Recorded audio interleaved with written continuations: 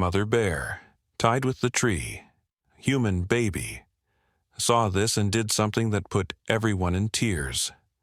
Let us know where you are watching from.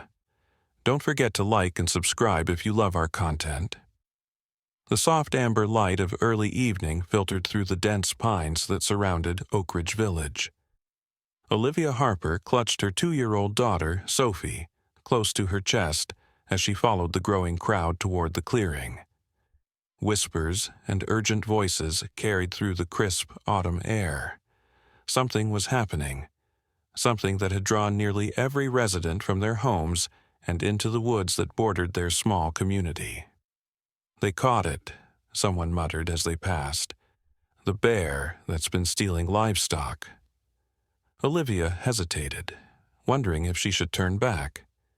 Taking a toddler to see a captured wild animal seemed unwise, but curiosity pushed her forward.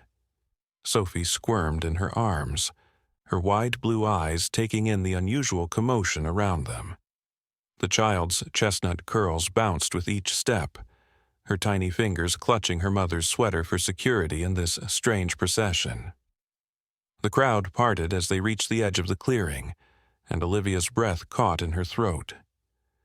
There, tied tightly to an ancient oak tree with thick ropes, was an enormous brown bear. The creature's fur was matted with dirt and what appeared to be dried blood. Its massive chest heaved with labored breaths, and though its mouth was not muzzled, it made no sound. Only watched the gathered humans with dark, pain-filled eyes. They found her near the Miller farm this morning. A man nearby explained to no one in particular. She killed 2 sheep last week, and they think she was coming back for more. Olivia noticed the bear's restraints cutting into her flesh. The ropes had been secured around her neck, torso, and all 4 legs, binding her so tightly to the tree that she could barely move. The bear's eyes held a deep, almost human-like suffering that made Olivia's heart twist uncomfortably. The bear's claws, which should have been formidable weapons, hung limply against the rough bark, occasionally twitching in what seemed like futile attempts to escape. A cold breeze rustled through the leaves overhead, carrying with it the scent of pine and approaching rain. The villagers huddled closer together, their breath forming small clouds in the cooling air. Some held flashlights, the beams crossing and illuminating the bear in an eerie, theatrical glow. "What will they do with her?" Olivia asked the man beside her, a store owner named Marcus, whom she recognized from town. Marcus adjusted his wool cap and sighed. "Game warden's been called. Should be here within the hour. Some folks want her relocated, others—" His voice trailed off, but his meaning was clear. Sophie began to fuss, and Olivia bounced her gently. "Shh, it's okay," she whispered, though the words felt hollow. Nothing about this scene felt okay. The child continued to whimper, her small body tensing as though she could sense the gravity of the situation unfolding before them. As the crowd's murmuring grew louder, a local farmer named Thomas Reed stepped forward.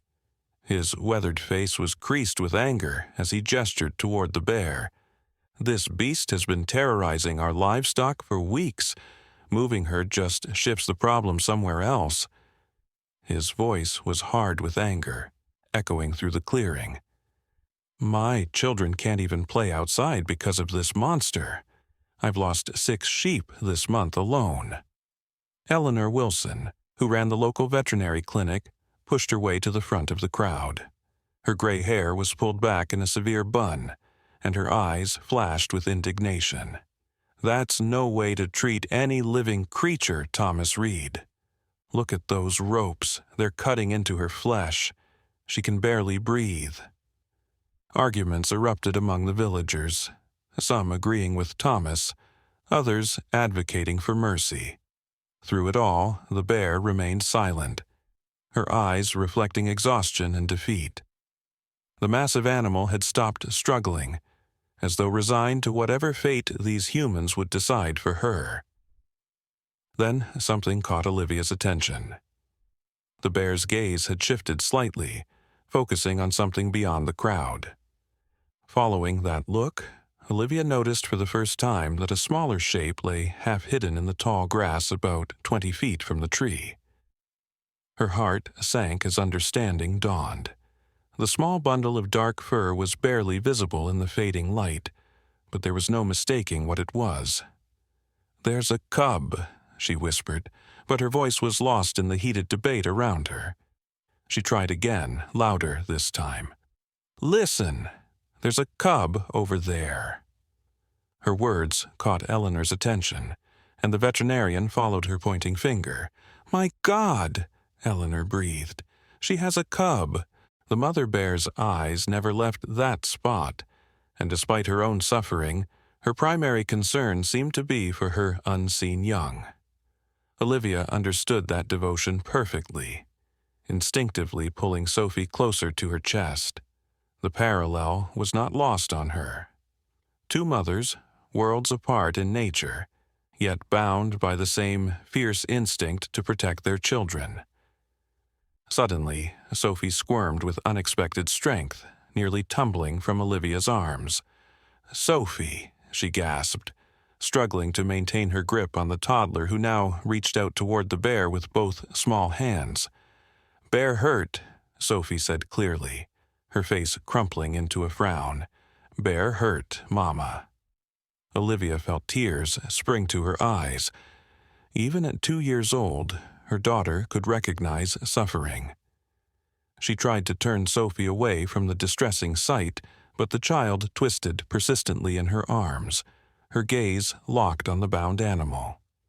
Sophie's lower lip trembled as she continued to reach out, as though she believed her tiny hands could somehow alleviate the bear's pain. "Yes, sweetheart. The bear is hurt," Olivia murmured, her voice thick with emotion. "But it's not safe to go near her."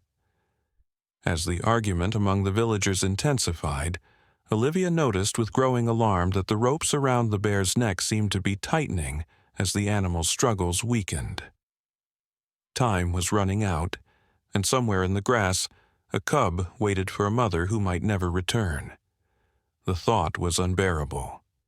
The evening shadows lengthened across the clearing, and with each passing minute, the mother bear's breaths grew more shallow, her magnificent strength ebbing away beneath the cruel restraints that held her captive. The crowd continued to argue, oblivious to the fact that their debate might soon be rendered meaningless by the bear's death. "The warden won't be here for at least another 40 minutes, announced Samuel Hayes, the town's sheriff, as he snapped his cell phone shut. "Traffic accident on the highway has everything backed up." A collective groan rose from the crowd. 40 minutes might as well be an eternity for the struggling bear. Already, her breathing had become more labored, and a faint wheezing sound accompanied each rise and fall of her chest. "We can't wait that long," Eleanor insisted, her medical training making her all too aware of the bear's deteriorating condition. "Those ropes need to be loosened, at least around her neck and chest," Thomas Reed scoffed, folding his arms across his broad chest. "And who's going to do that? You? That animal could tear your throat out with one swipe if she gets any freedom." "She's too weak to do much damage," Eleanor countered, though uncertainty flickered across her face. The bear, while clearly suffering, was still a wild predator with powerful jaws and claws.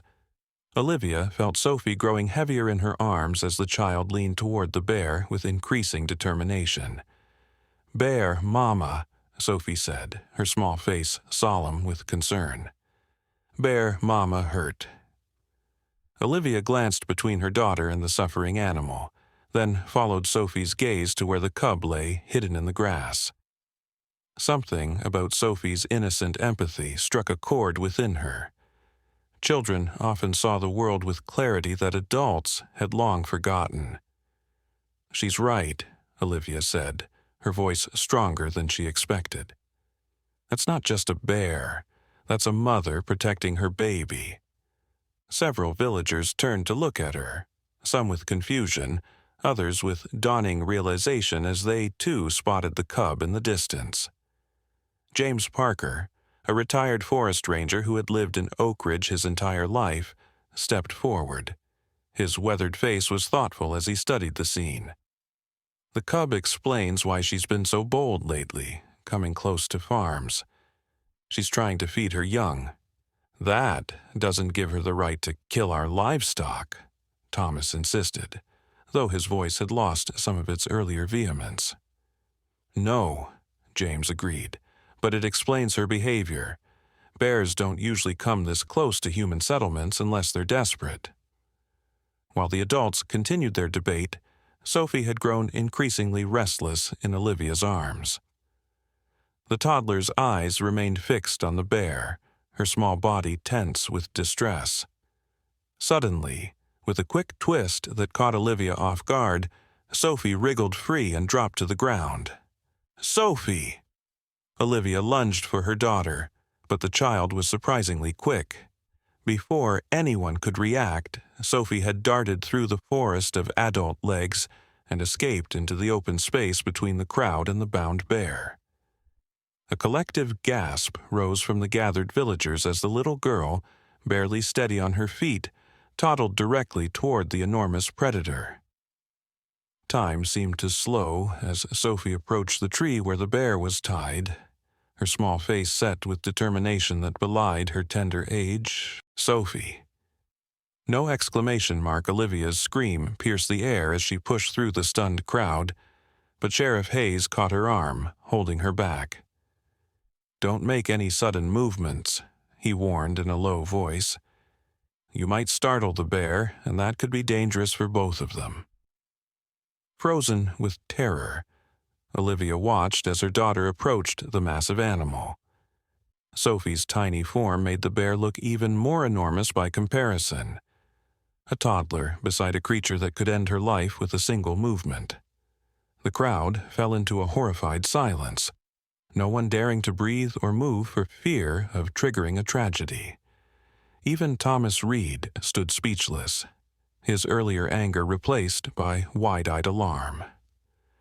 Sophie reached the tree and stood directly before the bear, seemingly unafraid. The massive creature's eyes, clouded with pain just moments before, now focused intently on the small human before her. There was no aggression in that gaze, only a weary curiosity. With the innocent boldness that only a child could possess, Sophie reached up and placed her tiny hand on the bear's snout. "No cry, bear mama," she said clearly, her voice carrying across the silent clearing. "Sophie, help."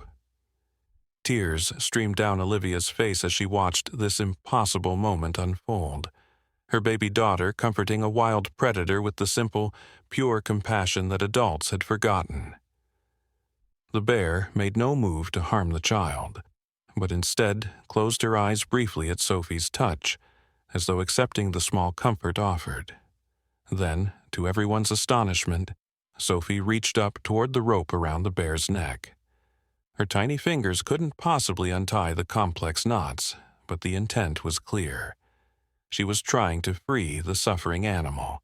"Bear, mama, go home," Sophie declared, looking back at the stunned adults with an expression that somehow managed to be both pleading and accusatory. "Bear baby needs mama." For several seconds, no one moved. The tableau of the tiny child attempting to help the massive predator was too extraordinary, too heart-wrenching to interrupt. Then, slowly, Eleanor Wilson stepped forward, followed by James Parker. "The child sees what we've been too blind to recognize," James said quietly, approaching Sophie with slow, careful movements. "This isn't just about a predator and livestock. It's about a mother trying to survive for her cub." As James gently lifted Sophie into his arms, Eleanor knelt beside the bear, her experienced eyes assessing the animal's condition. "She's severely dehydrated, probably hasn't eaten properly in days. These ropes are cutting off her circulation." Olivia rushed forward to reclaim her daughter, clutching Sophie tightly against her chest, torn between relief and lingering fear. "Don't ever do that again," she whispered into her daughter's hair, though her words lacked conviction.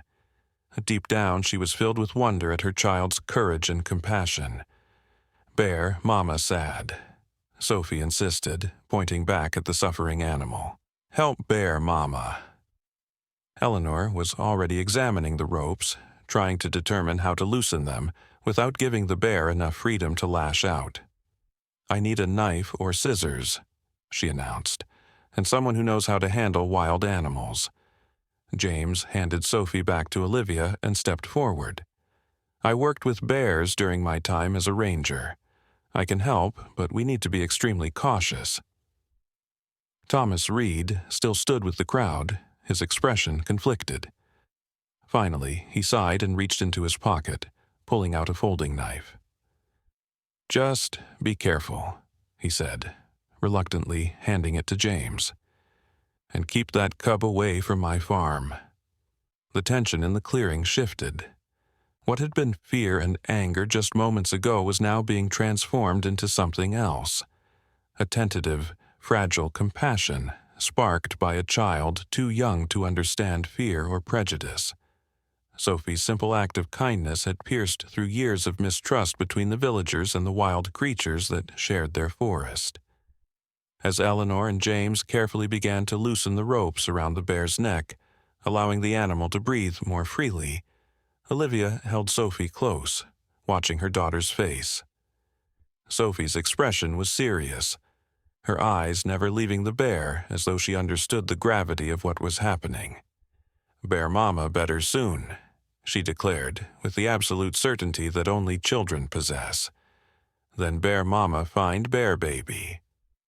And somehow, despite the impossibility of the situation, despite the danger still present in helping a wild predator, Olivia found herself believing her daughter's simple prediction. Something extraordinary had happened in this clearing, something that none of them would soon forget. The clearing had transformed into an impromptu rescue operation. Flashlight beams crisscrossed in the growing darkness as Eleanor and James worked carefully to loosen the bear's restraints without releasing her completely. Sheriff Hayes had established a safety perimeter, keeping the onlookers at a distance while allowing the work to continue. "Easy now," James murmured as he carefully sliced through one of the ropes binding the bear's forelegs to the tree. "We're just trying to ease your suffering, big girl, not set you free yet." The bear remained surprisingly still during their ministrations, as though she understood they were trying to help. Her dark eyes occasionally flicked toward the spot where her cub lay hidden, then back to the humans working on her restraints. There was intelligence in that gaze, a wary patience that seemed almost calculated.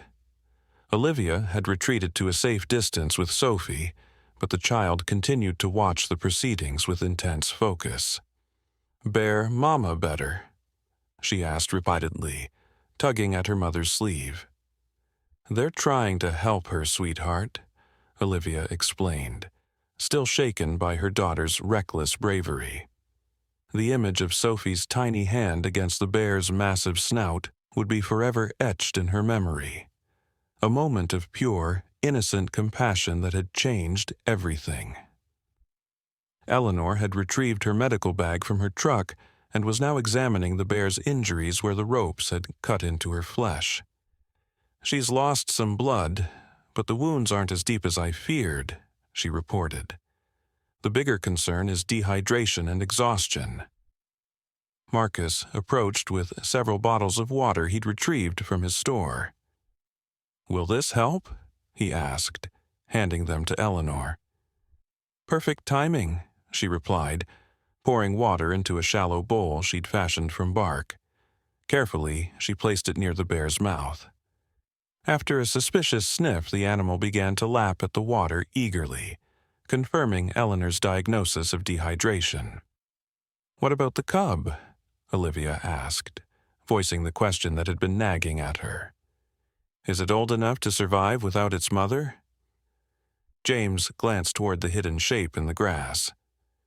Hard to say without seeing it properly, but given the mother's behavior, I'd guess it's still quite young.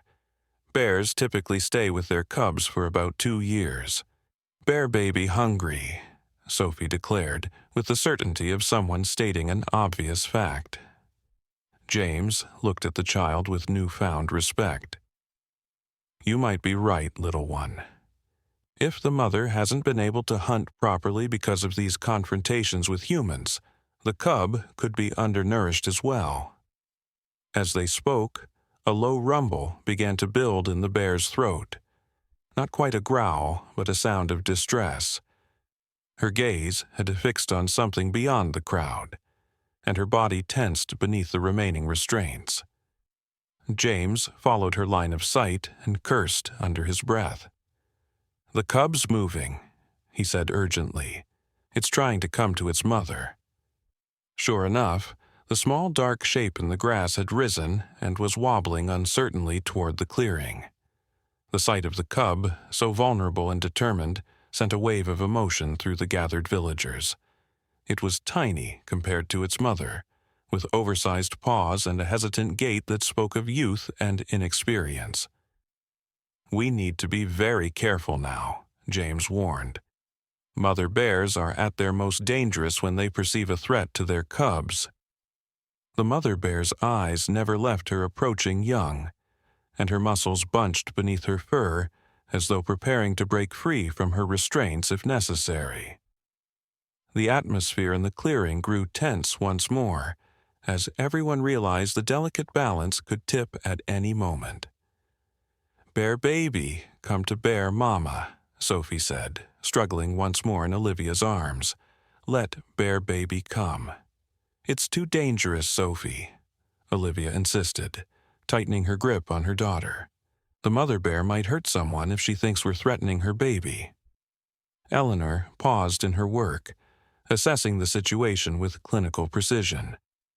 "We need to create a safe path for the cub to reach its mother. If they can be together, it might actually calm the mother down." Thomas Reed, who had been watching the proceedings with growing concern, stepped forward unexpectedly. "What if we all back away? Give them space?" James nodded thoughtfully. "That could work. If we create a clear corridor and minimize our presence, the cub might approach naturally." He turned to Sheriff Hayes. "Can you move everyone back about 30 feet? Form a wide semicircle, but leave a clear path from where the cub is to the tree." The sheriff began directing people backward, creating the space James had requested. The villagers moved willingly, many of them now invested in seeing this strange situation resolved peacefully. Even Thomas, who had been so adamant about the bear's danger earlier, seemed genuinely concerned for the welfare of both animals. As the humans retreated, the little cub paused at the edge of the clearing, its small head swiveling as it assessed the strange scene before it. The mother bear made a soft chuffing sound, a gentle call that seemed to reassure the youngster. "She's calling it," James explained in a hushed voice, "telling it that it's safe to approach." Encouraged by its mother's call, the cub took a few more wobbling steps into the clearing. Its dark fur was dull rather than glossy, confirming James's suspicion that it was undernourished. Despite this, there was a determination in its movements as it headed directly for the tree where its mother was bound. Sophie watched the scene unfold with wide, tearful eyes. "Bear baby find bear mama," she whispered, her voice filled with such hope that Olivia felt her own throat tighten with emotion. The clearing fell into a breathless silence as the cub made its way across the open space. No one dared move or speak for fear of frightening the young animal. Even the night creatures of the forest seemed to have paused their activities, as though aware of the drama unfolding in their midst. When the cub finally reached its mother, the scene that followed brought tears to even the most hardened eyes in the crowd. The little bear pressed itself against its mother's legs, whimpering softly. Despite her restraints, the mother bear managed to lower her head enough to nuzzle her cub, making gentle sounds of reassurance. "Oh my goodness," Eleanor whispered, her professional demeanor cracking slightly at the powerful display of animal affection before them. Thomas Reed cleared his throat roughly, looking away as though embarrassed by his own emotion. "Well," he muttered, "that changes things, doesn't it?" Olivia held Sophie close, watching her daughter's reaction to the reunion. Sophie's face shone with a joy so pure and perfect that it seemed to illuminate the darkening clearing. "Bear baby found bear mama," she said triumphantly, as though she had personally orchestrated the reunion. James carefully resumed his work on the bear's restraints, moving slowly to avoid frightening the cub. "We still need to be careful," he reminded everyone, "but I think our job just got a bit easier. She'll be more cooperative now that she has her cub back." As if to confirm his words, the mother bear had grown noticeably calmer since her cub's arrival. Though still watchful of the humans around her, her breathing had steadied, and the desperate tension in her body had eased somewhat. Eleanor continued tending to the bear's wounds where the ropes had cut into her flesh. "I think she understands we're trying to help," she said quietly. "Animals often have more awareness than we give them credit for." The cub, meanwhile, had settled against its mother's side, occasionally peering curiously at the humans who surrounded them. Its innocent trust provided a stark contrast to the wariness of its experienced parent. "What happens now?" Olivia asked, voicing the question that hung in the air. "When the warden arrives?" James exchanged glances with Sheriff Hayes before answering. "Normally, problem bears are relocated to more remote areas, but with a cub this young—" He left the sentence unfinished, the implication clear. "Could they both be relocated together?" Marcus suggested. "Somewhere they won't come into contact with farms or livestock?" Before anyone could respond, the distant sound of an engine broke through the evening quiet. Headlights appeared through the trees, bouncing over the uneven forest road. "That'll be the warden," Sheriff Hayes said, straightening his uniform. "I'll go, brief him on the situation." As the sheriff moved toward the approaching vehicle, Olivia felt a surge of anxiety. The next few minutes would determine the fate of these two bears, a mother and child who, despite being wild animals, had somehow touched the hearts of everyone present. Sophie seemed to sense the importance of the moment as well. "Bear mama and bear baby stay together," she declared firmly, as though her toddler's certainty could influence the decision of wildlife officials. The headlights drew closer, illuminating the extraordinary scene in the clearing. A community gathered around a bound bear and her cub, no longer in fear, but in concern, their perspectives irrevocably changed by the innocent intervention of a child. The wildlife warden's truck came to a stop at the edge of the clearing, its headlights catching dust particles in the air and creating a surreal spotlight effect on the scene before it. When the door opened, a tall figure emerged, carrying a tranquilizer rifle and a serious expression. "I'm Warden Michael Lawson," he announced, surveying the unusual gathering with professional wariness. "Sheriff Hayes filled me in on the radio, but I'd like to see the situation for myself." James stepped forward to meet him, speaking in low, measured tones. "We've managed to loosen the restraints enough to prevent further injury, but the mother is still secured to the tree. Her cub rejoined her about 15 minutes ago." Warden Lawson's gaze traveled from the bears to the assembled villagers, his expression unreadable. "Unusual situation," he remarked. "Usually when I get called for a problem bear, I don't find half the town having a vigil for it." Eleanor approached, wiping her hands on a cloth. "The mother is dehydrated and has some lacerations from the ropes, but otherwise seems healthy. The cub appears undernourished but alert. The warden nodded, his eyes still assessing the scene. And you folks went from wanting this bear removed to trying to save it? What changed? There was a moment of awkward silence before Thomas Reed, surprisingly, spoke up. A child, he said simply, nodding toward Sophie. A little girl saw what we couldn't or wouldn't. All eyes turned to Sophie, who remained in Olivia's arms, watching the proceedings with solemn attention. She met the warden's gaze without fear, her innocent eyes reflecting the flashlights and the stars now appearing in the darkening sky above.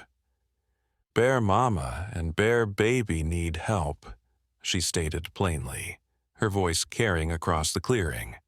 The warden's stern expression softened almost imperceptibly. He approached Olivia and Sophie, his movements deliberately slow and unthreatening. "And what's your name, young lady?" "Sophie," the child replied, studying him with frank curiosity. "You help Bear Mama?" "That's my job," the warden confirmed, his voice gentler than before. He turned to address the wider group. "I need to understand the situation better. Why is this bear considered a problem?" Thomas stepped forward again, though his earlier anger had given way to a more reflective demeanor. "She's been taking livestock, sheep mainly, 6 of mine in the past month." "And chickens from the Jensen farm," added Marcus. "Plus, she was spotted near the elementary school playground last week, which scared a lot of parents." The warden processed this information with a thoughtful nod. "Bears don't usually come this close to human settlements unless they're desperate for food. Given that she has a cub to feed and it's late in the season, she's probably struggling to find enough natural food sources. The drought this summer didn't help," James added. "Berry production was down by at least half, according to the rangers I still keep in touch with."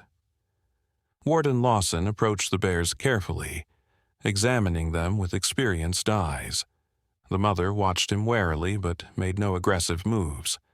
The cub had fallen asleep against its mother's side, exhausted from its ordeal. "She's thin," the warden observed. "Not starving, but definitely undernourished. The cub should be fatter at this time of year, building reserves for winter." He turned back to face the villagers, his decision visibly forming. "Here's what I can do. These bears need to be relocated. That's non-negotiable. They've learned that human settlements mean food, and that's a dangerous association." A murmur of concern rippled through the crowd. "But they'll stay together, right?" Olivia asked, giving voice to Sophie's earlier demand. The warden nodded. "Yes, we never separate mothers from cubs. There's a remote area about 60 miles north of here, plenty of natural food sources and minimal human contact. I can transport them there tonight." Relief washed over the gathering at this news. Even Thomas Reed seemed satisfied with the solution, nodding his agreement. "What do you need from us?" Eleanor asked, ever practical. "I'll tranquilize them both for transport," the warden explained. "I have equipment in my truck, but I could use some help loading them once they're sedated." Several men, including James and Sheriff Hayes, volunteered immediately. The clearing buzzed with a new sense of purpose as the warden returned to his vehicle to prepare his equipment. Sophie, however, seemed troubled by this turn of events. "Bear Mama sleep?" she asked, her brow furrowed with concern. "Just for a little while, sweetheart," Olivia explained gently. "The warden is going to take her and her baby to a new home in the forest, far away from people. They'll be happier there." Sophie considered this explanation seriously. "Bear Mama wake up, Bear Baby too?" "Yes, they'll both wake up in their new home," Olivia assured her, "and they'll have plenty of food and no ropes." This seemed to satisfy Sophie, who nodded solemnly. "Good," she declared. "No more hurt." Warden Lawson returned with his tranquilizer rifle and a case of equipment. "I'll need everyone to stay back," he instructed. "The mother might react defensively when she sees the rifle, even though it's just a dart gun." As the villagers retreated to a safe distance, Olivia carried Sophie toward the edge of the clearing. "We should go home now, sweetheart. It's getting late, and you've had a big day." To her surprise, Sophie shook her head vigorously. "No, Mama. Sophie, stay. Sophie, watch Bear Mama and Bear Baby go new home." There was such determination in her small voice that Olivia found herself unable to refuse. "All right, but we stay far back, okay? And when the warden says it's time to leave, we listen." Sophie nodded her agreement, her eyes once more fixed on the bears by the tree. The warden was preparing his tranquilizer rifle, measuring the dosage with careful precision. The mother bear watched him warily, her body tensed, as though sensing that something significant was about to happen. "Easy now," the warden murmured, raising the rifle slowly. "This won't hurt more than a pinch." The clearing fell silent as he took aim. The mother bear shifted slightly, pulling her cub closer with one massive paw. There was such intelligence in her eyes, such awareness, that it almost seemed as though she understood what was happening. The rifle made a soft hissing sound as the warden fired the tranquilizer dart. The mother bear flinched as it struck her shoulder, then growled softly, more in surprise than aggression. The cub, startled by the sound, pressed closer to its mother, whimpering in confusion. "It'll take a few minutes to take effect," the warden explained, lowering his rifle. "The cub's dose is ready, but I'll wait until the mother is fully sedated before administering it." The villagers watched in silence as the tranquilizer began to work. The mother bear's movements grew increasingly sluggish, her massive head drooping as the sedative coursed through her system. The cub, sensing something was wrong, pawed at its mother anxiously, making small, distressed sounds. "Bear, Mama?" Sophie whispered, tightening her grip on Olivia's sweater. "Bear Mama sleeping now?" "Yes, sweetheart," Olivia answered softly. "The medicine is helping her sleep so they can take her and her baby to their new home." Sophie's eyes welled with tears as she watched the cub's increasing distress.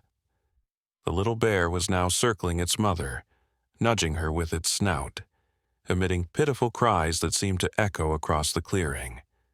Its confusion was palpable, a child unable to understand why its parent wouldn't respond. "The cub is frightened," Eleanor observed, her voice thick with emotion. "It doesn't understand what's happening." Warden Lawson nodded grimly. "This is always the hardest part," he admitted, preparing the smaller tranquilizer dart for the cub. "But it's necessary. The cub will wake up beside its mother in a better place." As he raised the rifle again, Sophie suddenly called out, her voice surprisingly strong for such a small child. "Bear Baby. Bear Mama sleep now. Bear Baby sleep too, then wake up happy." The unexpected sound caused the cub to pause in its frantic movements, its small head swiveling toward Sophie. For a moment, child and cub locked eyes across the clearing, two young beings somehow communicating beyond words or species. Warden Lawson took advantage of the cub's momentary stillness to fire the tranquilizer dart. It struck with precision, causing the small bear to flinch and then shake its head in confusion. Unlike its mother, the cub's reaction to the sedative was faster, its smaller body absorbing the drug more quickly. Within a minute, its movements became uncoordinated and wobbly. "Bear Baby sleep too," Sophie whispered, watching as the cub slumped against its mother's now unconscious form. "Bear Baby dream nice dreams." Once both bears were fully sedated, Warden Lawson directed the volunteers to help him carefully cut away the remaining ropes that bound the mother bear to the tree. Easy does it, he instructed as James and Sheriff Hayes worked with knives to free the animal. Support her weight so she doesn't injure herself when the ropes give way. The atmosphere in the clearing had transformed completely from the tense, angry scene of an hour earlier. Now, there was a reverent quality to the silence as the villagers watched the rescue operation unfold. Even Thomas Reed lent his strength to help lower the massive bear gently to the ground once she was freed from the tree. Eleanor immediately began treating the wounds where the ropes had cut into the bear's flesh, applying antiseptic and antibiotics from her veterinary supplies. "These should heal cleanly," she reported. "No signs of infection yet, thankfully."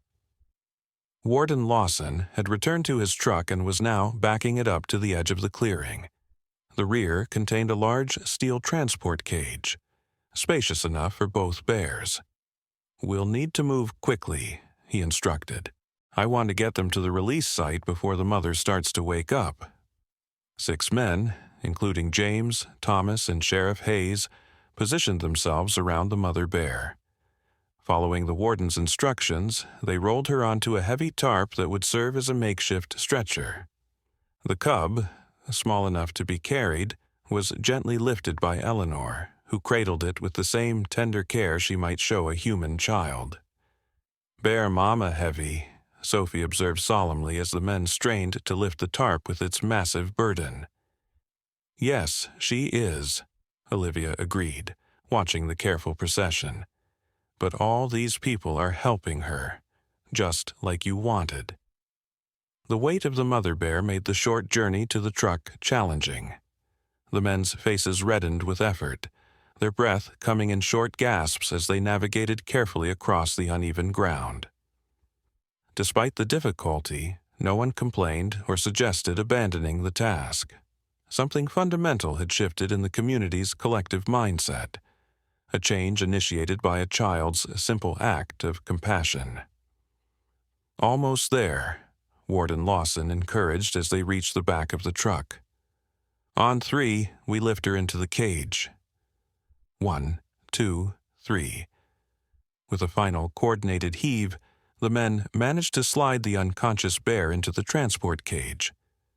Eleanor followed, placing the cub close to its mother's side where it would feel secure upon waking. She took a moment to check both animals' vital signs before stepping back. "They're both stable," she confirmed. "Their pulses are strong." Warden Lawson nodded his satisfaction. "Good work, everyone. I'll radio ahead to the release site team. They'll be expecting us in about an hour." As he secured the cage door, something unexpected happened. Sophie wriggled free from Olivia's arms once more, darting forward before her mother could stop her. This time, however, she didn't approach the bears but stopped before the warden, her small face serious. "Sophie, say goodbye to Bear Mama and Bear Baby," she insisted, looking up at the tall man with unwavering determination. The warden glanced at Olivia, who had rushed forward to retrieve her daughter. Seeing the emotion in both their faces, he nodded. "Quickly," he agreed, kneeling down to Sophie's level. "But you have to stay outside the cage, understood?" Sophie nodded solemnly. With the warden's hand resting protectively on her shoulder, she approached the cage. The bears lay peacefully inside, their breathing deep and regular in sedated sleep. "Goodbye, Bear Mama," Sophie said softly, placing her tiny hand against the cage bars. "Goodbye, Bear Baby. Be happy in new home. No more ropes, no more hurt." Several of the watching villagers openly wiped tears from their eyes at the simple farewell. Even Thomas Reed, who had been so adamant about the bear's danger earlier, looked away, his weathered face working with emotion. "Thank you, Sophie," the warden said quietly as he guided her back to Olivia. "You reminded all of us of something important today." Olivia lifted her daughter into her arms, holding her close. "What did we learn, sweetheart?" she asked, though she thought she already knew the answer. Sophie considered the question with the serious contemplation only a child can give to such matters. "Be kind," she said finally, "even when scared." A murmur of agreement rippled through the gathered villagers. The simplicity of the lesson, delivered by a child not yet 3 years old, resonated deeply with everyone present. Warden Lawson closed and secured the back of his truck, then turned to address the community one last time. "I'll be back tomorrow to check the area for any other bears, but I don't think you'll have further problems. This mother was likely the one responsible for all the recent incidents." "What can we do to prevent this from happening again?" James asked, voicing the question that many were now considering. "We don't want another bear to suffer like this one did." The warden nodded, appreciating the shift in attitude. "Secure your garbage and livestock better. Consider electric fencing for your animals. And if you see a bear, call my office immediately. Don't try to handle it yourselves." He glanced at the cage holding the sleeping bears. "These animals aren't our enemies, they're just trying to survive, same as us." With final goodbyes and promises to inform the community of the bears' successful relocation, Warden Lawson climbed into his truck. The headlights swept across the clearing as the vehicle turned around, illuminating the faces of the gathered villagers one last time before heading down the forest road. As the sound of the engine faded into the distance, the community began to disperse, heading back toward the village in small groups. The conversation was subdued but thoughtful, many reflecting on the extraordinary events they had witnessed.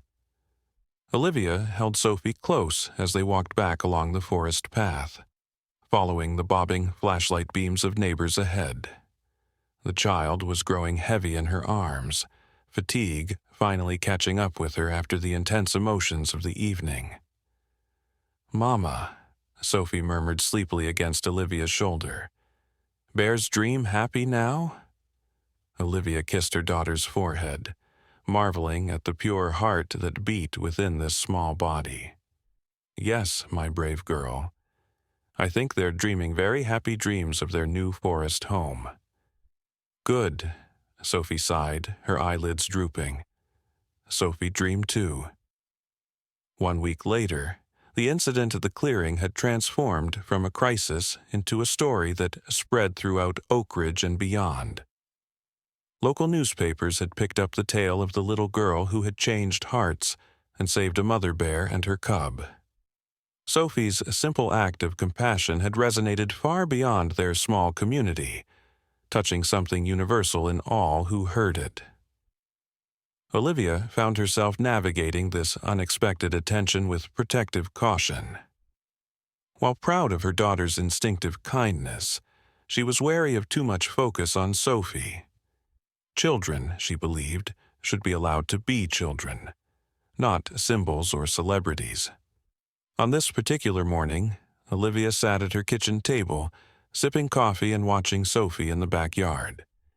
The child was engaged in an elaborate game with her stuffed animals, arranging them carefully beneath the sprawling maple tree. From what Olivia could gather, Sophie was creating a new forest home for her toys, a theme that had dominated her play since the bear incident. A knock at the front door interrupted her thoughts. Setting down her coffee, Olivia went to answer it, surprised to find Eleanor Wilson on her doorstep.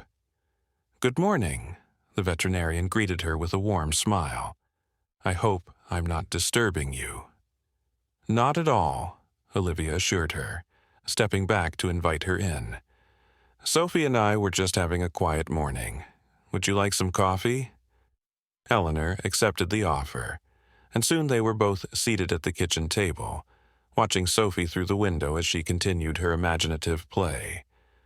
"I received some news I thought you and Sophie might want to hear," Eleanor said, cradling her mug between her hands. "I spoke with Warden Lawson yesterday. The bears are doing well in their new location." Olivia felt a wave of relief wash over her. "That's wonderful news. Sophie asks about them every day." Eleanor nodded, her expression thoughtful. The warden set up some trail cameras in the area. He shared a few images with me. She reached into her bag and pulled out several printouts, sliding them across the table. Olivia examined the grainy night vision photos with growing emotion. There, clearly captured in the camera's infrared lens, were the mother bear and her cub. They appeared to be foraging near a stream, their bodies healthy and moving with purpose. The wounds on the mother's neck where the ropes had cut in were barely visible now, healing well just as Eleanor had predicted.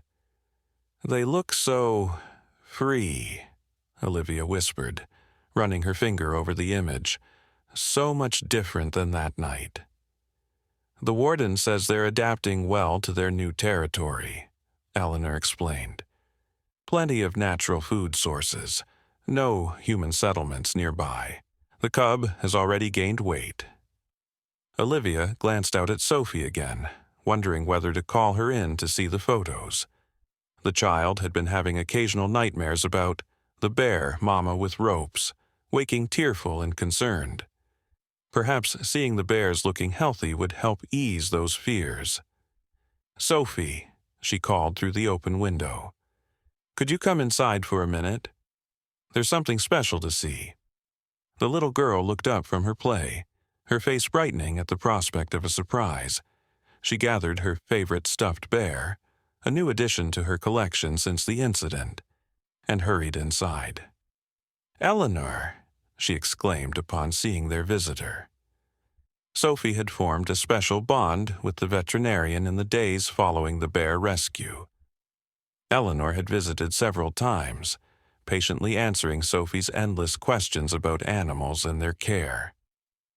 "Hello, little one," Eleanor greeted her warmly. "I brought some pictures I thought you might like to see." Sophie climbed onto a chair, her eyes widening as she saw the photos spread on the table. "Bear Mama," she gasped, immediately recognizing the animals despite the green tint of the night vision images. "Bear Baby, too." "That's right," Eleanor confirmed, smiling at the child's excitement. "This is their new home in the forest, far away from people. See how the baby is getting bigger? And look, no more ropes on Bear Mama." Sophie studied the images with intense concentration, her small finger tracing the outlines of the bears just as her mother had done. "Bear Mama happy now," she declared with satisfaction. "Bear Baby too." "Yes, they are," Eleanor agreed. "And do you know who helped make that happen? You did, Sophie. When you showed kindness to the Bear Mama, you taught everyone an important lesson." Sophie absorbed this praise with the solemn dignity that children sometimes possess in moments of genuine significance. "Bear Mama needed help," she said simply, as though her actions had been the most natural thing in the world, which, perhaps, they had been. After Sophie had examined the photos to her satisfaction, Olivia suggested she could color a picture of the bears in their new home. Eagerly, the child settled at her small desk in the corner with paper and crayons, humming softly to herself as she worked. With Sophie occupied, Eleanor leaned closer to Olivia, her voice lowered. "There's something else I wanted to discuss with you. The town council met yesterday to talk about establishing better protocols for wildlife encounters." Olivia raised her eyebrows in surprise. Oakridge had always had a somewhat adversarial relationship with the wild creatures that surrounded them, seeing them as threats rather than neighbors sharing the same environment. "That's quite a change in attitude." Eleanor nodded, her eyes crinkling with a smile. "Thomas Reed proposed it, if you can believe that. He said, and I quote, 'If a 2-year-old can show more sense and compassion than the rest of us combined, maybe we need to rethink our approach.'" Olivia glanced at Sophie, marveling at the ripple effect her daughter's simple act had created. "What does the council have in mind?" "Educational programs, for starters. James is working with the elementary school to develop lessons about local wildlife." The council is also considering subsidizing electric fencing for farms with livestock and creating better systems for securing garbage to reduce bear attractants. These were sensible, practical solutions that acknowledged both human needs and animal welfare, a balanced approach that had been missing before. Olivia felt a surge of pride, not just in Sophie, but in their community's capacity for growth and change. "There's one more thing," Eleanor continued, reaching into her bag again. She withdrew a children's book with a colorful cover featuring a bear cub. "The regional library has started a new program about wildlife awareness. They asked if Sophie might help launch it. Nothing big, just a story hour where this book would be read. It's about understanding bear behavior and respecting wildlife." Olivia hesitated, protective instincts flaring. "I don't want Sophie to become some kind of mascot or spectacle." Eleanor nodded, understanding. "Of course not. It would be very low-key and entirely your choice. I just thought you should know that Sophie's story is having positive effects beyond just our little town." From her desk, Sophie held up her drawing proudly. "Look, Mama, Bear Mama and Bear Baby in new home." The artwork was typical of a child her age. Simple shapes and bold colors. The bears represented by brown ovals with smaller circles for heads. But Sophie had added something special. A bright yellow sun shining down on the bears, and what appeared to be a small human figure, herself, waving goodbye from the edge of the page. "It's beautiful, sweetheart," Olivia praised, feeling a lump form in her throat. Eleanor studied the drawing with genuine interest. "You know, Sophie, I think the library would love to display your artwork at their wildlife awareness event. Would that be okay with you?" Sophie nodded enthusiastically, pleased by the idea of sharing her creation. She returned to her desk and began a new drawing, this one featuring more animals joining the bears in their forest home. As Eleanor prepared to leave, she paused at the door. "Something special happened that night in the clearing," she said quietly. "Not just for the bears, but for all of us. Sometimes it takes a child to remind adults of the simple truths we've forgotten." After Eleanor had gone, Olivia sat beside Sophie at her small desk, watching as her daughter filled page after page with colorful drawings of animals in harmony, bears and deer and rabbits and birds, all sharing the same forest world. "Mama," Sophie asked suddenly, looking up from her artwork, "can we see real Bear Mama and Bear Baby again?" Olivia smoothed her daughter's curls gently. "No, sweetheart. They need to stay in their new forest home, far away from people. That's what makes them happy and safe." Sophie considered this answer thoughtfully. "But we can see pictures?" "Yes," Olivia agreed. "We can see pictures, and we can remember them in our hearts." This answer seemed to satisfy Sophie, who returned to her drawing with renewed focus. Olivia watched her small hands move across the paper, creating a world where humans and animals existed in peaceful understanding, and marveled at the wisdom that sometimes came from the youngest hearts. As autumn deepened around Oakridge, the forest blazed with color: crimson maples, golden oaks, and the russet hues of dying ferns. 2 months had passed since the night in the clearing, but the effects of that evening continued to ripple through the community in unexpected ways. On this brisk Saturday morning, Olivia bundled Sophie in a warm jacket and led her toward the town square. The entire community had gathered for the unveiling of a new educational display outside the library, a project that had grown from the seeds planted that night with the bears. "Will there be bears, Mama?" Sophie asked, skipping alongside Olivia with boundless energy. "No real bears," Olivia explained for what felt like the 100th time.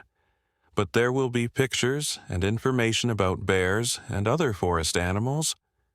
The town square looked festive, decorated with autumn garlands and educational posters. Tables had been set up with information about local wildlife, and representatives from the state's conservation department were on hand to answer questions.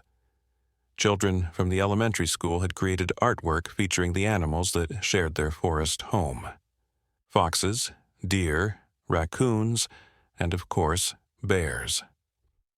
Mayor Catherine Jenkins stood on the library steps, waiting for everyone to gather. At 65, she had served as Oakridge's mayor for over a decade, known for her practical approach to governance and her deep love for the town. Today, she seemed particularly pleased as she observed the community coming together. "Look, there's Thomas," Sophie exclaimed, pointing to where Thomas Reed was helping set up a display about proper livestock fencing. The farmer had undergone perhaps the most dramatic transformation since the bear incident, becoming an unlikely advocate for wildlife conservation. Thomas spotted them and waved, his weathered face breaking into a smile. "Good morning, Miss Sophie," he called. "Come see what we've put together." Olivia followed as Sophie darted over to Thomas's display. The farmer knelt to Sophie's level, explaining the simple models he had created showing traditional fencing versus wildlife deterrent fencing. "See here," he said, pointing to the electric fence model. "This keeps my sheep safe without hurting the bears or wolves who might be curious. And these special garbage containers," he indicated another model, "have locks that keep animals from getting in and finding food." Sophie nodded seriously, absorbing the information. "So bear mamas don't have to go near people's houses for food?" "Exactly right," Thomas confirmed, his expression softening as it always did around Sophie these days. "We're learning to be better neighbors to the animals." The change in Thomas had been remarkable. After the night in the clearing, he had reached out to wildlife experts for advice on protecting his livestock without harming predators. Now, his farm served as a model for others in the region, proving that coexistence was possible with the right approach. Mayor Jenkins called for attention and the crowd gathered around the library steps. Olivia lifted Sophie into her arms so she could see better, settling the child on her hip as the mayor began to speak. 2 months ago, something extraordinary happened in our community, Mayor Jenkins began, her voice carrying across the square. A confrontation that could have ended tragically became instead a moment of transformation, a lesson in compassion taught to us by the youngest member of our community. Many eyes turned toward Sophie, who buried her face shyly against Olivia's shoulder, suddenly aware of the attention. Since that night, the mayor continued, Oakridge has embraced a new approach to living alongside our wild neighbors. We've implemented better waste management protocols, educated ourselves about wildlife behavior, and found ways to protect our livestock and property without resorting to cruel methods. She gestured to the various displays around the square. Today, we're unveiling our permanent educational center at the library, where residents and visitors alike can learn about the magnificent creatures that share our forest home. We're proud to announce that reported conflicts with wildlife have decreased by 70% in just 2 months. Applause rippled through the crowd. Olivia felt a surge of pride, not just in Sophie, but in their entire community's willingness to learn and grow. "And now," Mayor Jenkins announced, "I'd like to invite Warden Michael Lawson to share some special news." The wildlife warden stepped forward, looking much more relaxed than he had on the night they first met. He nodded toward Olivia and Sophie before addressing the crowd. "As many of you know, we relocated a mother bear and her cub from this area 2 months ago," he began. "I'm pleased to report that they are thriving in their new territory. The cub has nearly doubled in size, and recent trail camera footage shows them preparing well for the coming winter." He signaled to an assistant who unveiled a large mounted photograph showing the mother bear and her cub wading in a mountain stream, both looking healthy and strong. The image brought murmurs of appreciation from the gathered residents. Beyond this success story, Warden Lawson continued, the changes implemented by Oakridge have become a model for other communities facing similar wildlife challenges. Your town is being featured in our department's educational materials as an example of how humans and wildlife can coexist successfully. More applause followed this announcement. Olivia could see genuine pride on the faces around her. What had begun as one small moment of compassion had grown into something that was changing lives, both human and animal, across the region. After the speeches concluded, the crowd dispersed to explore the various displays and activities. Eleanor Wilson had set up a veterinary station where she was explaining animal first aid to interested residents. James Parker was leading a nature walk at the forest's edge, teaching people to identify animal tracks and signs. Sophie tugged at Olivia's hand, pointing toward the library entrance where a storytelling session was about to begin. Inside, children were gathering on colorful cushions as a librarian prepared to read from a new book titled The Bear and the Child. Olivia recognized the book immediately. It had been created based on Sophie's experience, though the names and specific details had been changed. The illustrations were beautiful, depicting a small girl teaching adults to see a wild creature with compassion rather than fear. Sophie had been consulted during the creation process, her childish insights helping to shape the narrative. They found seats at the back of the group just as the librarian began reading. Sophie listened with rapt attention to the story she had helped inspire, her eyes wide and serious. When the tale concluded with the bears finding a safe new home, several children asked questions about real bears and their habits. "Why do bears come near people?" one boy asked. The librarian smiled, prepared for such questions. "Usually because they're hungry and can smell food that humans have left out. Bears have excellent noses, much better than ours." "Are bears mean?" a small girl inquired, her voice trembling slightly. "Bears aren't mean," the librarian explained gently. "They're wild animals who are usually afraid of humans and try to avoid us. They don't understand our rules or our world. That's why we need to be responsible and give them the space they need." Sophie raised her hand. When called upon, she said simply, "Bears are mamas too." The librarian's expression softened. "That's exactly right. Many bears are mothers looking after their cubs, just like human mothers care for their children." As they left the library, Sophie proudly carrying a certificate for participating in the Wildlife Awareness Program, they encountered Thomas Reed again. He was deep in conversation with several farmers from neighboring communities, explaining the new fencing system he had implemented. "The initial cost is higher," he was saying, "but the long-term savings are substantial. I haven't lost a single sheep since installing it, and I sleep better knowing I'm not causing harm to the wildlife." Noticing Olivia and Sophie, he excused himself from the group. "I wanted to thank you both," he said, uncharacteristic emotion making his voice rough. "Especially you, little one." He knelt to Sophie's level. "You showed me something important that night." Sophie regarded him solemnly. "No more ropes for bear mamas." Thomas shook his head, his eyes crinkling with a gentle smile. "No more ropes. We've found better ways." As they walked home through the village, Sophie skipping ahead to examine colorful leaves on the path, Olivia reflected on the extraordinary journey they had all taken since that night in the clearing. A community that had once viewed the surrounding wildlife with fear and hostility had learned to approach their wild neighbors with respect and understanding. Solutions had replaced conflicts, education had overcome ignorance, and compassion had triumphed over fear. When they reached their home, Sophie ran to her playroom and returned with her stuffed bear, the one she had named Mama Bear after that fateful night. She hugged it close, then looked up at Olivia with those wise eyes that sometimes seemed to hold knowledge far beyond her years. "Mama," she said, "all mamas love their babies, bear mamas and people mamas." Olivia knelt and gathered her daughter into her arms.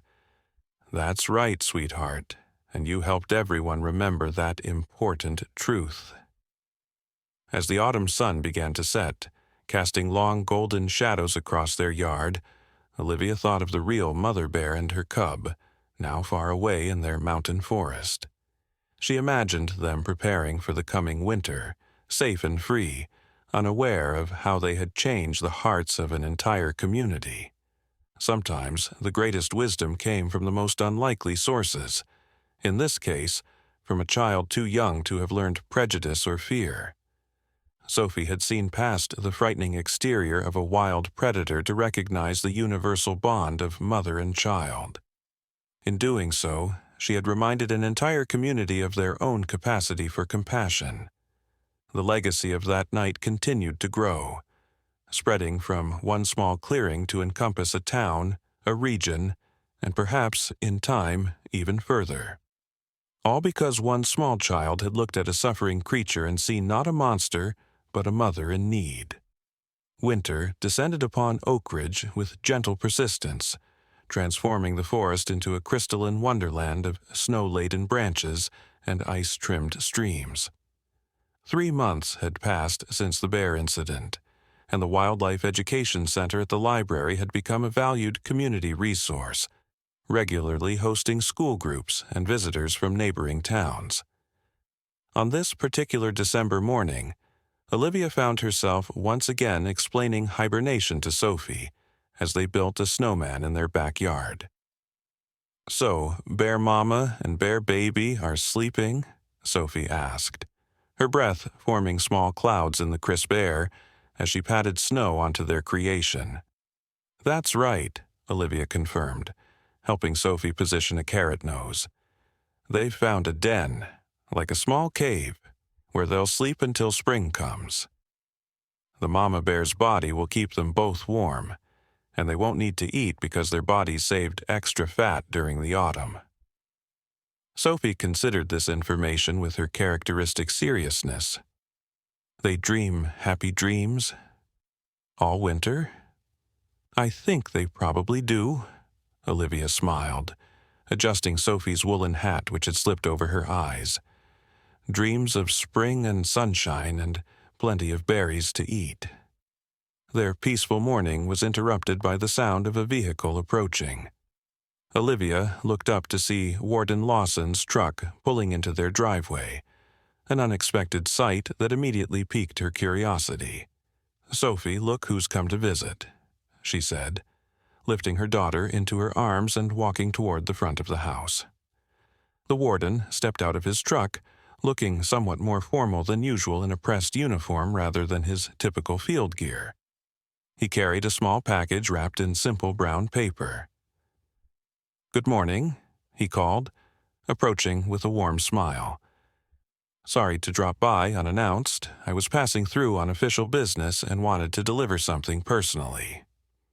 "We're happy for the visit," Olivia assured him, gesturing toward the house.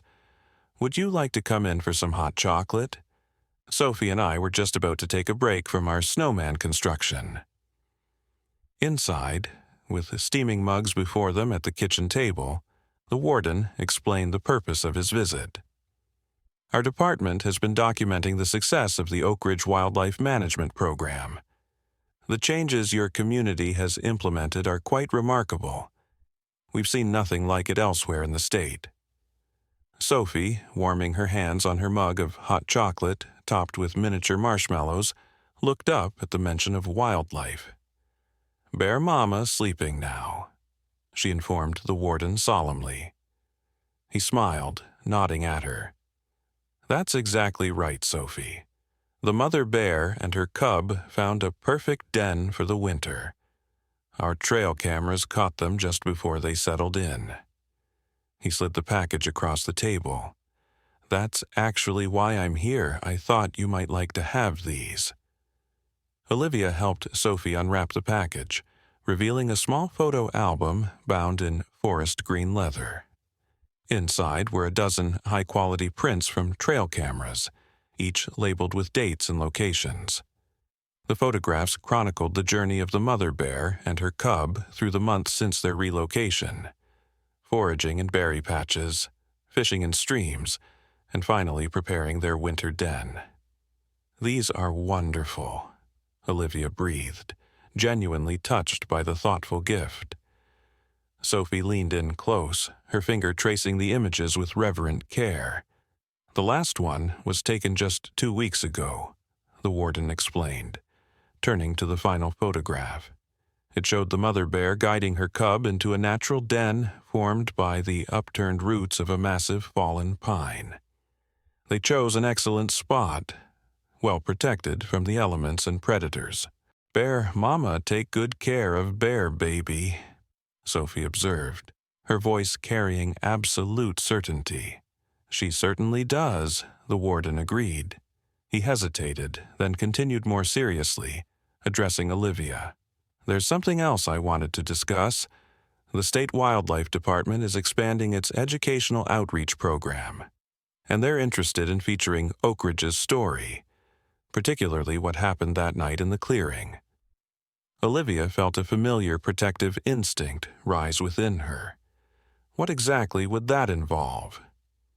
The warden must have sensed her concern. "Nothing intrusive," he assured her.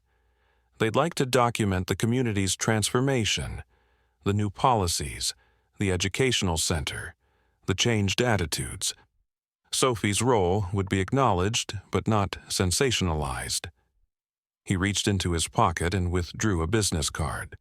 "This is the contact information for Sarah Chen, our education coordinator. She's excellent with children and very respectful of privacy concerns. She'd like to speak with you, but there's absolutely no pressure." Olivia accepted the card, appreciating his sensitivity. "I'll think about it. My main concern has always been ensuring that Sophie isn't turned into some kind of spectacle." "I understand completely," the warden nodded. "Sarah feels the same way. The focus would be on the community's journey, not on putting Sophie in the spotlight."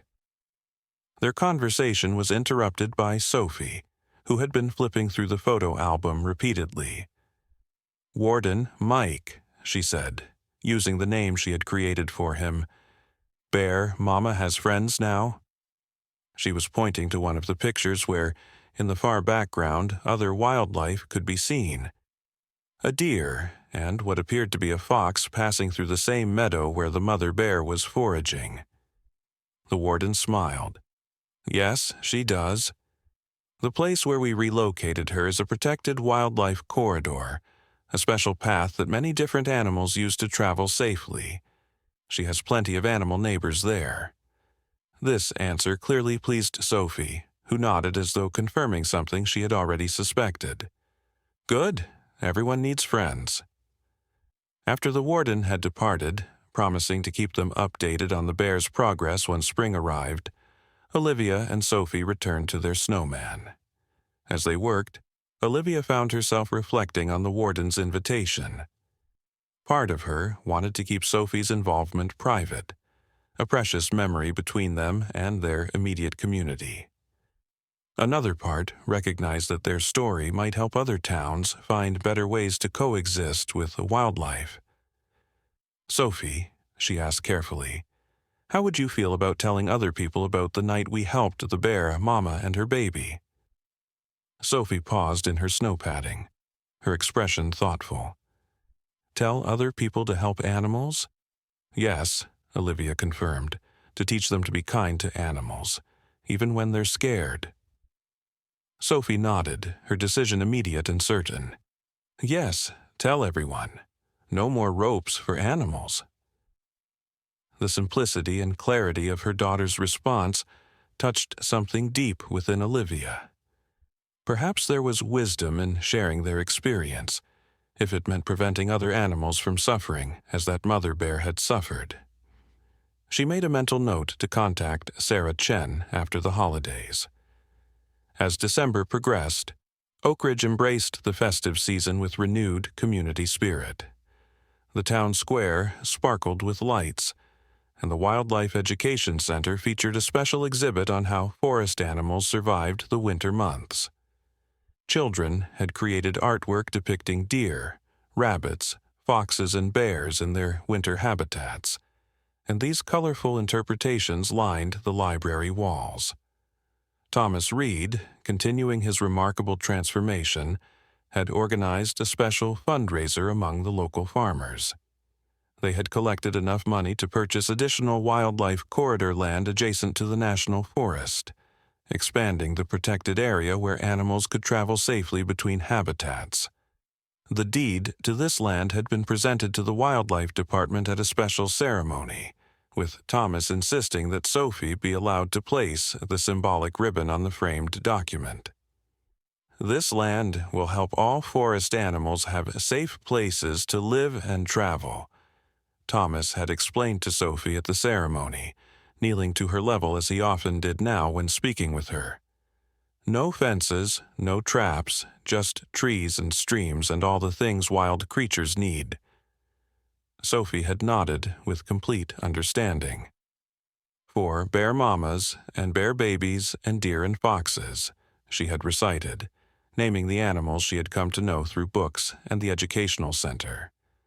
Now, as Christmas approached, Oakridge prepared for its annual holiday festival, but this year with a new theme. Harmony with nature had been chosen as the celebration's focus, with decorations featuring local wildlife created by schoolchildren and community members. Olivia had volunteered to help coordinate the children's activities at the festival, which would include wildlife-themed crafts and storytelling sessions. She found herself surprisingly comfortable in this more public role, gradually overcoming her initial reluctance to be associated with the bear incident. On the evening before the festival, Olivia sat with Sophie in their living room, stringing popcorn and cranberries for garlands that would decorate the trees in the town square. These biodegradable decorations would later be moved to the forest edge as winter treats for birds and small animals, another new tradition born from the community's changed perspective. "Mama," Sophie said suddenly, her small fingers pausing in their work, "I had a dream about Bear Mama." Olivia set down her needle. "Did you? What happened in your dream?" Sophie's face grew serious with concentration as she tried to capture the ephemeral images from her sleeping mind. Bear Mama and Bear Baby were sleeping in their cave. But they were dreaming, too. They dreamed about the night with the ropes. Olivia felt a small chill at her daughter's words. Sophie occasionally displayed an intuitive understanding that seemed beyond her years, moments that reminded Olivia of that night in the clearing, when the toddler had somehow connected with a wild creature on a level the adults could not fathom. "In the dream," Sophie continued, her voice growing softer, Bear Mama wasn't scared anymore. She remembered the little girl who helped her. She looked up at her mother with wide, earnest eyes. "That was me, Mama." "Yes, sweetheart," Olivia confirmed gently. "You helped the Bear Mama when she was scared and hurt." Sophie nodded, satisfied with this confirmation. "Bear Mama will remember me forever," she stated with absolute certainty. "And I will remember Bear Mama forever." The simple declaration held a weight and significance that made Olivia's throat tighten with emotion. "I think you're right," she managed to say. "Some connections are never forgotten." Sophie returned to her stringing, humming softly as she worked. But Olivia continued to reflect on her daughter's dream, and the strange, powerful bond that had formed between a human child and a wild creature in a moment of crisis. There was something profound in that connection, something that transcended the usual boundaries between humanity and wilderness. The Christmas festival the next day brought the entire community together in the town square.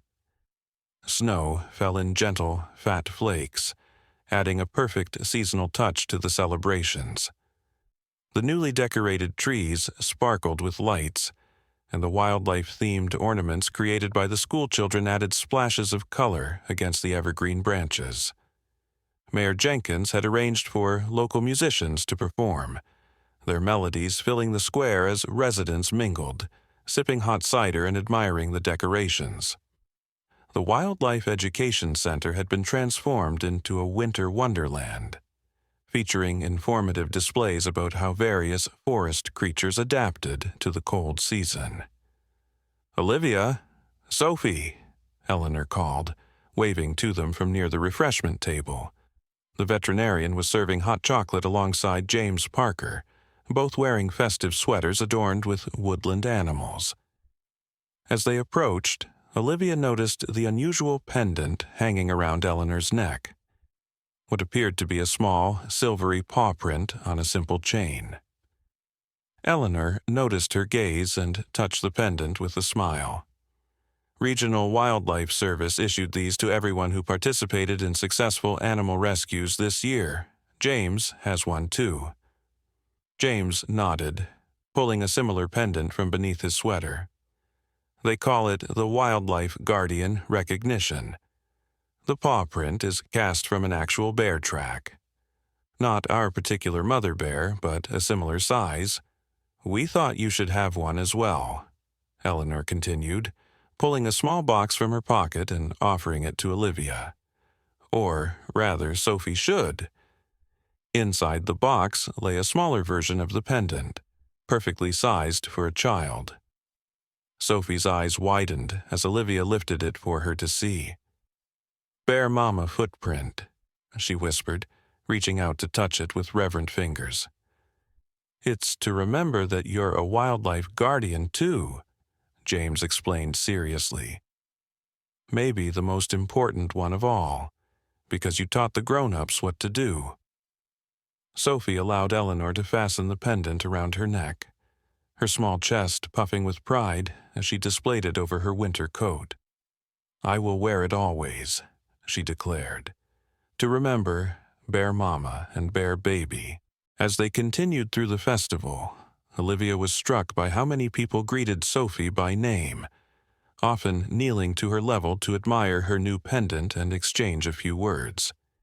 Her daughter had become something of a beloved figure in Oakridge, not a celebrity exactly, but a symbol of the community's transformation. "Mrs. Harper," called a voice, and Olivia turned to see Sarah Chen, the wildlife education coordinator Warden Lawson had mentioned. She was a petite woman with a bright, intelligent face, bundled against the cold in a practical parka, emblazoned with the state wildlife department's logo. "I hope you don't mind my attending the festival," she said, extending her hand. "Warden Lawson mentioned he'd spoken to you about our educational program. I thought it might be helpful to see firsthand how Oakridge has implemented its wildlife awareness initiatives."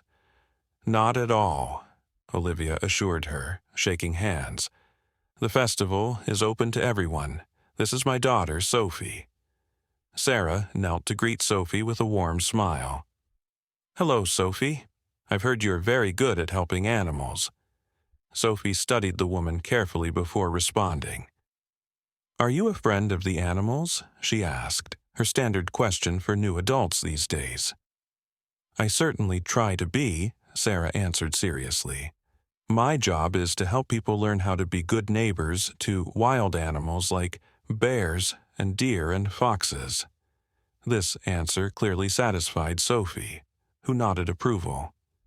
"Bear Mama needs good neighbors." Sarah's expression softened further. "Yes, she does, and thanks to people like you, she's finding more of them." She straightened and turned back to Olivia. "Your community has accomplished something remarkable here. The integration of wildlife education into everyday life, the practical measures to reduce human-wildlife conflict. It's exactly the model we've been trying to develop." Olivia felt a flush of pride on behalf of Oakridge. "It's been a community-wide effort," she acknowledged, but it started with a moment of compassion that changed how people saw the situation. That's often how the most significant changes begin, Sarah observed, a single moment that shifts perspective. She glanced at Sophie, who was now showing her pendant to another child who had approached.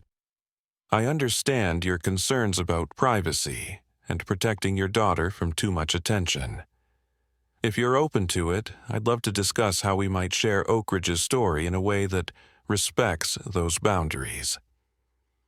Before Olivia could respond, a familiar truck pulled into the parking area beside the square. Warden Lawson stepped out, accompanied by a younger man carrying professional camera equipment. They made their way through the festival, stopping to greet residents and admire the wildlife-themed decorations. When they reached Olivia's group, the warden made introductions. This is Greg Hansen, our department's media specialist. He's documenting successful community wildlife initiatives across the state. The photographer shook hands warmly.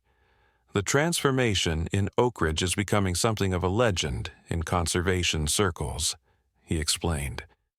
Communities that have struggled with wildlife conflicts for decades are suddenly asking how you've managed to resolve yours so effectively. Sarah Chen nodded agreement. That's why we're hoping to create educational materials based on your experience, not to exploit or sensationalize, but to help other communities find their own path to coexistence. Olivia found herself more receptive to the idea than she had initially been. Seeing the genuine respect these professionals had for what Oakridge had accomplished, and their sensitivity regarding Sophie's role, eased her concerns considerably. I think, she said slowly, that sharing our story could be valuable, as long as the focus remains on the community's journey rather than on Sophie personally.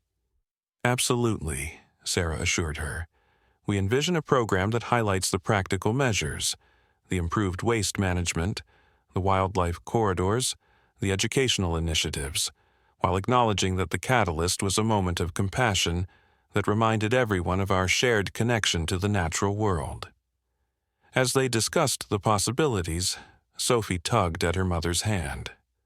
"Mama," she whispered, though not particularly quietly. "Can I show them my bear pictures?" She was referring to the photo album Warden Lawson had given them, which had become one of Sophie's most treasured possessions. She paged through it almost daily, checking on her bears as though keeping a distant watch over their well-being. "If you'd like to," Olivia agreed, touched by her daughter's willingness to share something so personally significant. "I'll go get it," Sophie declared, looking to Eleanor. "Will you take me to our house? It's in my special drawer." Eleanor agreed readily, and the two set off hand in hand toward Olivia's home just a few blocks from the town square. In their absence, Olivia continued her conversation with the wildlife officials, finding herself increasingly comfortable with the idea of participating in their educational initiative. When Sophie and Eleanor returned some 15 minutes later, the child was clutching not only the photo album but also something else, a drawing she had created showing the mother bear and her cub in their den, sleeping peacefully through the winter. Without hesitation, Sophie approached Greg, the photographer, and held out her drawing. "For your bear story," she said solemnly, "so people can see bear mama and bear baby sleeping in winter." Greg accepted the artwork with genuine appreciation. "This is wonderful, Sophie. Thank you for sharing it. Would it be okay if we included it in our educational materials? We would make sure everyone knows it was drawn by the brave girl who helped the bears." Sophie considered this seriously before nodding. "Yes. Tell everyone to help bears, no more ropes." Her simple, powerful message struck a chord with everyone present. Sarah Chen knelt to Sophie's level once more. "That's exactly what we want to tell people, Sophie. No more ropes, just better ways to be neighbors with wild animals." The rest of the festival passed in a blur of activities: caroling, craft-making, storytelling sessions where the now famous tale of the bear and the child was read to captivated audiences. As evening fell, lights twinkled against the snow-laden branches, and the community gathered for the lighting of the main tree in the center of the square. Mayor Jenkins, standing on a small platform beside the tree, addressed the assembled residents. "This year, our community has undergone a remarkable transformation," she began, her voice carrying across the hushed square. "What began as a moment of crisis became an opportunity for growth and learning. We've discovered that living in harmony with our wild neighbors isn't just possible. It enriches our lives and preserves the natural beauty that makes Oakridge special." She gestured toward the Wildlife Education Center, its windows glowing warmly in the winter twilight. "The changes we've implemented have not only resolved our conflicts with wildlife, but have brought our human community closer together. We've found common purpose in protecting the forest and its creatures for future generations." The mayor's gaze found Sophie in the crowd, and she smiled warmly. "We've learned that wisdom can come from the most unexpected sources, and that compassion knows no age limits. Tonight, as we celebrate this season of peace and goodwill, let us remember that those sentiments extend to all living beings who share our home." With a dramatic gesture, she flipped a switch, and the central tree blazed to life with hundreds of tiny lights. Among its branches, carefully placed wildlife ornaments caught the glow: deer and foxes, rabbits and birds, and, near the top, a mother bear and her cub, crafted with loving detail by the school's art teacher. As the crowd applauded, Sophie gazed up at the illuminated tree with wonder. "Bear Mama and Bear Baby are in the light now," she whispered to Olivia, "not in the dark forest with ropes." Olivia gathered her daughter close, overwhelmed by the journey they had taken since that autumn evening in the clearing.